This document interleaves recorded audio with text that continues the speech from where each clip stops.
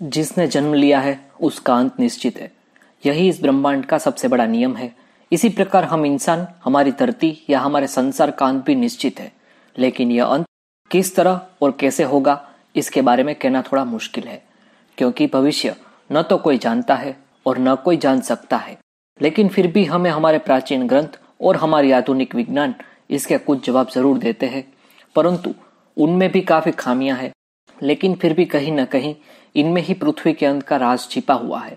आज हम इस वीडियो में धरती के अंत के बारे में दिए गए ऐसे ही एक सिद्धांत के बारे में आपको बताएंगे, जो कि इंग्लैंड के प्रसिद्ध वैज्ञानिक स्टीफन विलियम हॉकिंस द्वारा बताया गया है।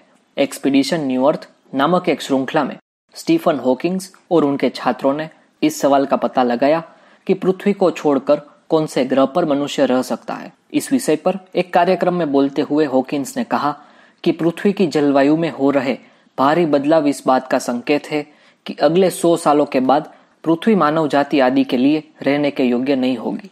अगले 100 साल में मानव जाति को किसी भी कीमत पर जीवित रहने के लिए एक नया ग्रह खोजना होगा। यदि मानव जाति ऐसा करने में सफल नहीं होती है तो मानव जाति का अस्तित्व खतरे में है और शायद पृथ्वी के बदलते परिवेश में मानव जाति का विलुप्त होना भी तय माना जा सकता है। प्रोफेसर हॉकिंस ने कहा था कि हमें तकनीकी विकास और क्षमता को परिपूर्ण बढ़ाते हुए दूसरे ग्रह पर जीवन बसाना होगा। अगर ऐसा नहीं किया गया तो जलवायु परिवर्तन, अत्यधिक जनसंख्या और हमारे विनाशकारी कृत्यों की वजह से मानव सभ्यता का अंत निश्चित है। उनका कहना था कि मानव जाति ज्यादा से ज्यादा 600 साल तक जीवित रह सकती है।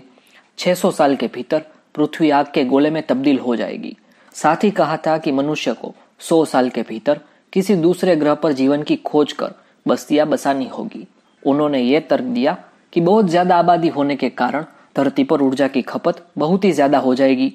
इससे धरती का तापमान असीमित रूप से बढ़ जाएगा और धरती गर्म होकर लाल हो जाएगी। उन्होंने भविष्यवाणी की थी कि आने वाले समय में पृथ्वी का तापमान शुक्र ग्रह के बराबर हो जाएगा। इसके बाद धरती पर एसिड रेन भी हो सकती है।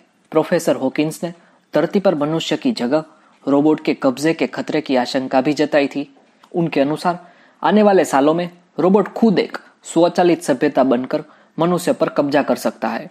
एक इंटरनेशनल वेबसाइट के इंटरव्यू में स्टीफन ने कहा था, हमें आर्टिफिशियल इंटेलिजेंस के विकास की तरफ बढ़ते हुए इससे जुड़े खतरे के बारे में भी ध्यान देना चाहिए। उन्होंने एक समारोह में भविष्यवाणी की थी कि हमारा अंत मानवीय आक्रामकता और दुनिया पर राज करने के जिद के कारण ही होगा। इसके लिए परमाणु हथियारों का भी इस्तेमाल किया जाएगा, जिससे सामूहिक विनाश होगा। दोस्तों, ऐसी ही रोचक खबरें पाने के लिए हमारे चैनल को सब्सक्राइब कीजिए और इस वीडियो को लाइक और शेयर अवश्य कीजिए।